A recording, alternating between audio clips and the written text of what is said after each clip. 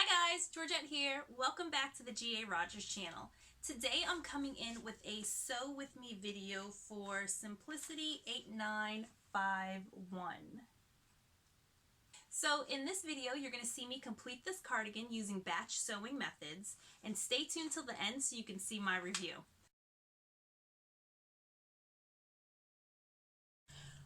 I decided to make the cardigan out of this piece of fabric that I've had in my stash for quite some time. It is a vintage fabric, I know that for sure, because I got it out of my mom's stash and she had it for quite a while at that point. It's definitely a polyester, and it's maybe a medium weight knit. It doesn't have a whole lot of give, it's much more of a structured knit fabric, and you can see that it's from by this little label over here.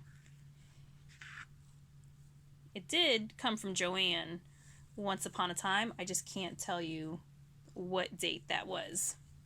So this is actually all I have left of the fabric, and I've left myself a little bit of a note here just saying it's a ½ yard square. But yep, oh, this is the back of the fabric and the front. Yeah, and so this is just the fabric that I picked to test out this pattern. So now let's take a look at the pattern. This is the Banded Cardi, sizes 6 through 14, and I am making version B. Let's see what the back has to say.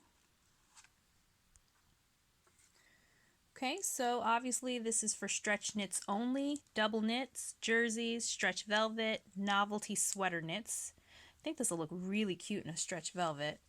You're also going to need some rib knit fabric. However, I'm not using rib knit fabric. I'm just going to use the same fabric that I'm cutting the bodice out of.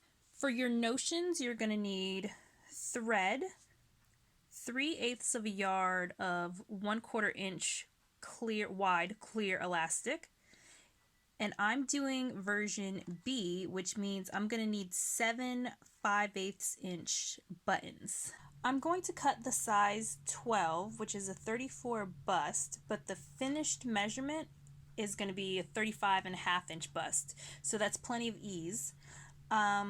For version B, I will need 7/8 of a yard of 60 inch wide fabric. I will also need 5/8 of a yard for the bands, so the hem band and the front band and so forth and so on. Alright, I think that's it for the back of this pattern. Now let's take a look at the instructions. So here we go. First of all, they would like us to attach the front and back together at the side seams and the shoulder seams, including a piece of clear elastic, and that's just to make sure that the shoulder seams don't stretch out. Next, we are going to be tackling that lower hemband, so we're going to fold the lower band in half and then baste the raw edges, and then we'll attach that band to the cardigan, to the bottom of the cardigan itself. After that, we are going to do the front band and the neck band, and for the front band we're going to stitch the bottom edge, then we're going to turn it right side out and then attach that front band to the front edge of the cardigan. Then we're going to move up here and do the this is also the front band. They just want us to tack the seam allowances down so that we can't see them. And then we move along to the front band, which we're going to stitch the sides together, flip it inside out, and then attach the neck band to the top of the cardigan. Then after that, we're going to top stitch that neck edge and tack down the seam allowances. Moving on, this is for collar C and D. We're not doing that, we're doing collar B. So we'll pick up the instructions right here. Continue as follows for all views, which is number 22. And so here, whoopsie, we will do the underarm seam. Then we are going to stitch the ends of the cuffs together, flip them right side out, fold them in half, baste the raw edges closed, and then attach the cuffs to the sleeves. After that, we are going to attach the sleeves to the armhole. Then finally, it's just buttonholes and buttons. So now that I've taken a look through these instructions, I'm going to put these within arm's reach just in case I have a question. But I'm going to batch stitch my pieces together. So I'm going to take several pieces over to the machine and stitch them all in one step. This is the cardigan front and the back. You can see I've already got it pinned at the shoulder seams. I have it pinned at the side seams, and I've already cut out my elastic, and that's going to be attached at the same time that I am sewing down my shoulder seams. You can see it's a little bit longer than my shoulder piece itself, and that's just to help me get it into the serger and have a nice finish at the end. Now, while I am at the machine doing this piece, I will also stitch together my cuff ends, my sleeve seams, also my front band, the bottom seam. Here's the other one. Now I've gone ahead and interfaced, using knit interfacing, I've interfaced the back of where the buttonholes are going to go, and that's just to give it a little bit more stability. So that, and then finally I'm going to stitch the ends of my neckband. So I'm going to do that all at one shot while I'm sitting at the machine, and I'll come right back. I have completed the first round of sewing, and here's my elastic all encased in my shoulder seams, and now it's time to move on to part 2. So the instructions said to take the hemband, fold it in half, and baste the raw edges closed. I chose to go ahead and just pin these raw edges closed, and now I'm going to pin and attach the hemband to the cardigan.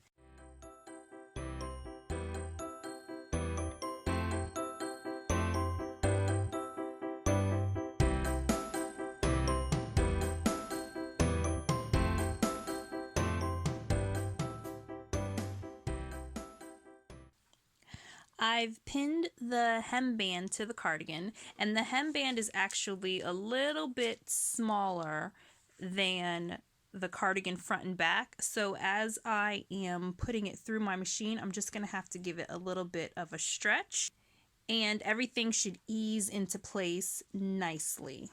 So now that my hemband is pinned to the cardigan, I'm going to work on attaching the cuffs to the sleeve. Right, now that I have pinned my cuffs to my sleeve, I'm going to head over to my machine and do part 2 of my batch stitching. So I've got both sleeves and the hemband.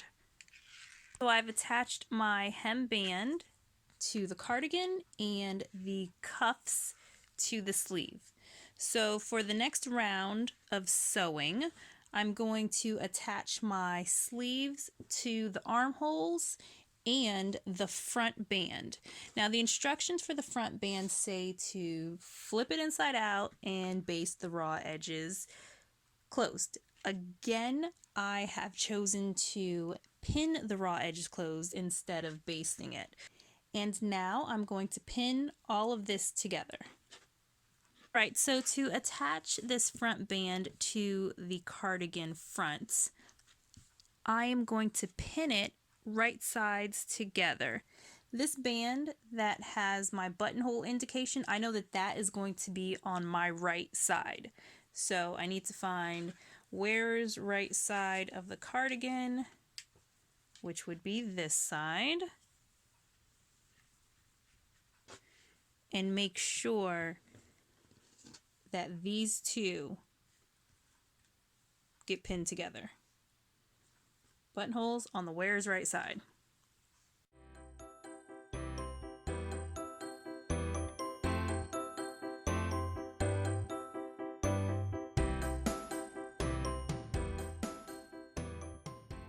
Right, now that the front band is pinned to the front of the cardigan, I'm going to put in my sleeves. Right, now that everything is pinned, I'm going to go to the sewing machine for round 3, which would be the front bands and the armholes. So the front band and the sleeves have been attached, and now it is time to attach the neck band to this neckline. Now the only issue that I have is the pattern suggested rib knit for the neck band and the sleeve band and the hem band. This is not a rib knit, so it's not going to stretch as much as a rib knit would. So I'm really going to have to ease this neckline into the neckband because this is quite a bit wider than the band itself. So I'm expecting that it's probably going to be a little bit gathered right around this neck edge, but hopefully it'll turn out fine. We'll just have to wait and see. So next up, I'm going to attach my neckband. All right, and here we are, all finished. And as I suspected, I do have quite a few gathers in the cardigan because I did have to stretch and pull this neckline quite a bit so that I could ease in the neckline into the neckband. And now I'm gonna try it on and see how it looks. Here it is, all finished. This is the Banded Cardi. It's just a shrunken cardi. This is my natural waistline right here, so it hits right at about the natural waistline, which is perfect because this is going to be a layering piece for me, and actually this is how I would wear it over a tank top. But I did not add any buttons. You can see there are no buttonholes and no buttons. Again, this is a layering piece for me. I'm never ever gonna wear it buttoned up like this. I could go back and add buttons if I wanted to. That's always an option, but I just don't think it needs it because I'm never going to do this. Never. Now this pattern is definitely for a stretchier knit. I know the suggested fabrics is a double knit, but I don't even think that that's stretchy enough for this. Or if you do it, I would go up a size because this is very form-fitting. It's very snug. Now I cut a size 12 in this pattern, and that's the size I normally cut out, and this is actually a little bit tight. Usually when I cut out a 12, I have to take it in a bit because there's just so much ease, but this is pretty form-fitting. And you know, if you look at the pattern picture itself, let's see if I can get that in there, you can see it's hugging her body. So very stretchy knits would work really well in this particular pattern. Now there are a couple things that I'm going to change in this pattern.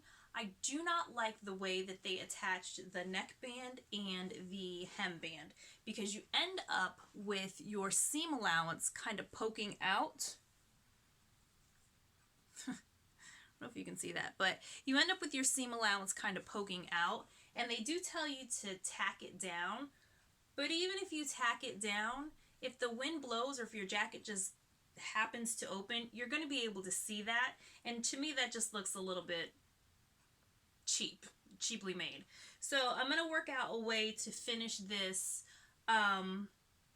where the seam allowances are on the inside. I'll probably attach it how you would attach a woven collar, something in that realm. It's going to take a little extra work, especially because this is a knit fabric, but I think the results will be far better than this situation. I'm not feeling that. This sweater actually took me quite a bit longer than I thought it would, and that's not because of the pattern or the fabric. It's actually because of my serger. It's acting really funny. The settings are off, so I was having to go back over seams 3 and 4 times. That's also why I was getting a very weird cut. I don't know if you guys can see that. You can see it's oddly cut and it's wonky, and it's really just because my serger was acting a little funny. But it's definitely not a make that takes very long. If your serger was working correctly, I'm sure you could knock it out in 45 minutes or so. And let's see. I think that might be it. That's all the notes that I had on this particular piece. I do love it. I love that it's shrunken and that I can wear it over tank tops. And I love the sleeve length too. I think that's perfect. I don't anticipate making many more of these, maybe one or two, but not a whole lot. This isn't the kind of cardigan that I would go to all the time, but it is going to be a nice addition to my wardrobe. I hope you guys enjoyed this video and you found it helpful. If you did, please hit that like button. If you want to see more from my channel, go ahead and hit that subscribe button, and I will see you all next time. Bye!